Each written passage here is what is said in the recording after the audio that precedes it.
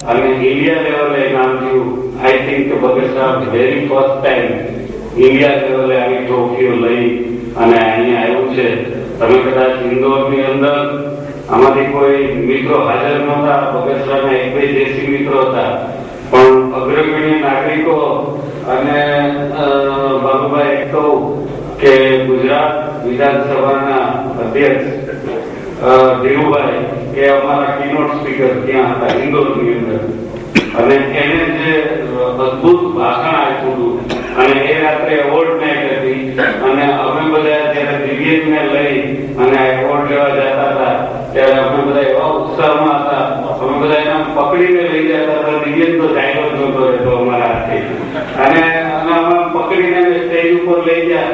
સમગ્ર ગુજરાતના કી જેસી મેમ્બરો જ્યાં ટોપ લેવલના જ બધા ઇન્દોરમાં ભેગા થયા, એ સમગ્ર ગુજરાતના મેમ્બરો ભેગા થઈને એવોર્ડ લેવા ગયા હતા. ત્યારે બગસરાનું નામ એનાઉન્સ થતું હોય મિત્રો કેટલો બધો આનંદ થતો હશે. એ જબરજસ્ત આનંદ હતો, અને એ આનંદ દિવ્યેશની કામગીરીથી જ સક્સેસ થયો છે. દિવ્યેશ આપે એન્જિન ચાલુ રાખી અને એને રિપેર કર્યું છે કે આ સંસ્થાને ટોપ લેવલ ઉપર અહીંયા લઈ ગયા છો. એ મારે આજે કેવું હતું. મને એમ થયું કે થોડુંક મોડું થઈ ગયું છે, પણ જે ઓડિયન્સ બેઠું છે ખરેખર સાંભળવા બેઠું છે, અને એટલા માટે મને એવું થયું કે થોડી બે ચાર વાત શેર કરી લો તમારી સાથે. અને કહેવાય છે કે જો પગ અને શરીર ચાલે ને તો એને ભ્રમણ કહેવાય. પગ અને શરીર ચાલે એને ભ્રમણ કહેવાય. પગ શરીર અને મગજ ચાલે એને પ્રવાસ કહેવાય, જે આપણે માહિતીઓ મળે અંદરથી. પણ પગ શરીર મગજ અને જેની સાથે દિલ ચાલે ને એ યાત્રા બની જાય, અને ફળ હંમેશા યાત્રામાં જ મળે. જે યાત્રા બગસરા જુનિયર ચેમ્બરને દિવ્યેશને કરાવી છે ગયા વર્ષે યાત્રા, એ યાત્રા કરેલું ફળ મેળવ્યું છે. એને રિઝલ્ટ મેળવી અને દેખાડ્યું છે. આટલી પ્રેસ નોટ, આટલા પ્રોજેક્ટ, આટલા પાસ્ટ પ્રેસિડેન્ટને જે હાઇલાઇટ કર્યા છે. પ્રકાશભાઈ ના વગેરે તો બહુ જૂના મિત્રો છીએ, પણ એ પાસ્ટ પ્રેસિડેન્ટોને એક સાથે એને ઉપર લાવ્યા. પોતે એના મિત્રોની કામગીરીને અહીંયા અસંખ્ય એવોર્ડથી બિરદાવ્યા, અને પ્રેસ ને બધા મીડિયાને સાંચવા જે મેટ્રો સિટીમાં પણ અમે નથી કરી શકતા. સારા સિટીમાં આવા મીડિયા વાળાને અમે નથી સાચવી શકતા. જે દિવ્યને એક પર્સનલ સંબંધથી એ અમે એવું માનીએ છીએ કે ભારતીય જુનિયર ચેમ્બર એવું માને છે કે તમારા પર્સનલ સંબંધ મીડિયા હારે જયારે હોય ને ત્યારે તમે તમારી સંસ્થાની સેવા કરો છો. આજે આ પત્રકારોના ઘરમાં એકના ઘરમાં જે એક ટ્રોફી જશે એ એક સંસ્થાની પર્સનલ સેવા કરેલી છે. અને મિત્રો 40 વર્ષની એક વાત કરી કે 40 વર્ષે નિવૃત્ત થઈ ગયા. બાલુભાઈ બધા હસતા હતા કે એ વાત મૂકી જાય, પણ મેં કીધું મારે થોડીક કરવી છે. અમે અહીંયા બાજુમાં હસતા હતા. એવો કોઈ નિયમ હોવો જ ન જોઈએ, અને અમે તો માનતા જ નથી. પણ જયારે મેં શાસ્ત્રને ઉજવતો હતો, હું જ્યોતિષ પણ માનું છું અને શાસ્ત્રનો પણ થોડો અભ્યાસ કરું છું. એ શાસ્ત્રમાં જયારે કોઈ વાંચતો હતો મને એક વાત સરસ વાંચવા મળી કે ભગવાને જયારે માણસને આ ધરતી ઉપર મોકલ્યા ત્યારે બધાને સરખા ઇક્વલ કર્યા હતા, કે પ્રાણી પક્ષી બધાને માટે 40 વર્ષની ઉંમર એ તમારી ઉંમર આપી ગયો.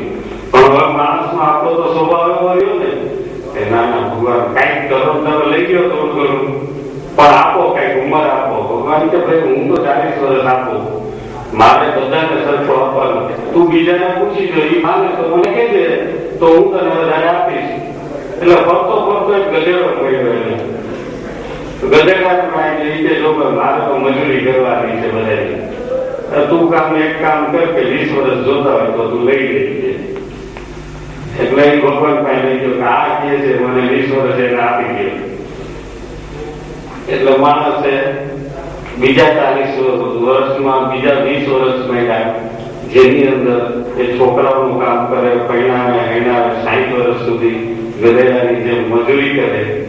ફરીથી હતી એને એવી ઈચ્છા થઈ કે ના મને કઈક વધારે હોવા જોઈએ ને, ફરતો ફરતો ગયો એટલે કૂતરો મળ્યો એને, અને કૂતરાને એને કીધું કે મને કઈક દે છે તું, એટલે એ કે 20 વર્ષ મારા તું લઈ જાય છે. અને પછી એને ઘરની બહાર કૂતરાને ગાડી મૂકે, કાટલાનો ગુડિયો પડ્યા ગયો. અને એટલે અમારી સંસ્થા જે છે એ ઓરિજિનલ ઉંમર 40 વર્ષની છે, એ 40 વર્ષ સુધી જ મેમ્બર માને. બાકી તો પછી તમારે મજૂરી કરવાની છે, તમને બહાર ફેંકી દેવાના. એ ઉંમર સુધીમાં માણસ જે કઈ વિકાસ કરે, અને દુનિયામાં સાયકોલોજીએ પણ નક્કી કરેલું છે કે જે કઈ તમારો વિકાસ છે ત્યાં ચેન્જીસ લાવવાના છે 40 વર્ષની ઉંમર સુધી જ મળશે. એના પછી તમારા માઇન્ડની અંદર બ્લોક થઈ જવાના છે, અને બ્લોકને તમે જો નહીં તોડી શકો તો પરમેનન્ટ તમારા એવા વિચારો રહેશે કે તમે ક્યાંય આગળ નહીં વધી શકો. હું ફક્ત અંતમાં એટલું જ કહીશ રશ્મિનભાઈ દવેને કે રશ્મિનભાઈ દિવ્યને તેંડુલકરની જેમ ફટાફડી બોલાવી દીધી, ફટકા મારી ગયા છે. હવે થોડા રન કરવાના બાકી છે, એની અંદર તમારા ફટકા જરૂરી છે. અને એટલે જ કહેવાય છે કે સમજ બુझ ખોજ દિલ ક્યારે, આશિક હોકર સોના ક્યાં, जिस नैनों से नींद गवाई तकिया ले बिछोना क्या, रूखा सूखा राम का टुकड़ा चिकना और सरोना क्या, कहत कमाल जैसी के मारक शीश दिया फिर रोना क्या. હવે તમારે રોવાનું નથી. અને મિત્રો ये कौन सा उपदा जो हो नहीं सकता, ये कौन सा उपदा जो हो नहीं सकता, तेरा दिन चाहे तो हो नहीं सकता, छोटा सा कीड़ा पत्थर में घर करे, इंसान क्या दिले दिलवर में घर न करे. भाई बहनो આ પોતપોતાના સ્થાન પર ઉભા થાવ. એક વખત દિવ્યના પરિવારમાંથી જે કોઈ આવ્યા છે, ભાઈઓ બહેનો કે પછી આવ્યા છે મિત્રો, જુનિયર ચેમ્બર ઝોન 7 અને ઇન્ડિયન જુનિયર ચેમ્બર વતી હું આપને ખૂબ ખૂબ ધન્યવાદ આપું છું કે આપણે આવા આપના પુત્રને જુનિયર ચેમ્બરની સેવામાં અર્પણ કર્યું. મિત્રો જોરદાર તાળી આપના માટે, જબરદસ્ત તાળી આપી. આપને વડીલોને ખૂબ ખૂબ વંદન મારા અહીંથી કરું છું. Thank you.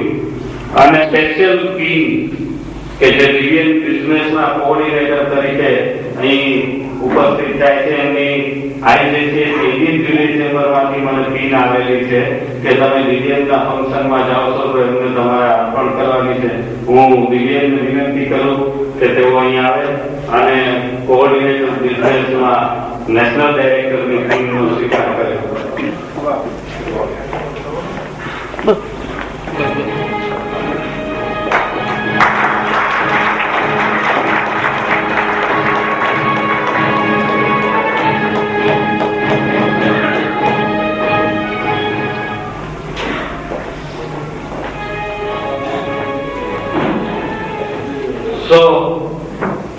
ઘણો બધો સમય વીતી ગયો છે.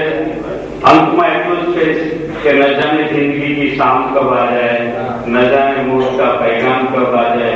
मैं तो दुआ करता हूँ दोस्तों, भारत की जिंदगी को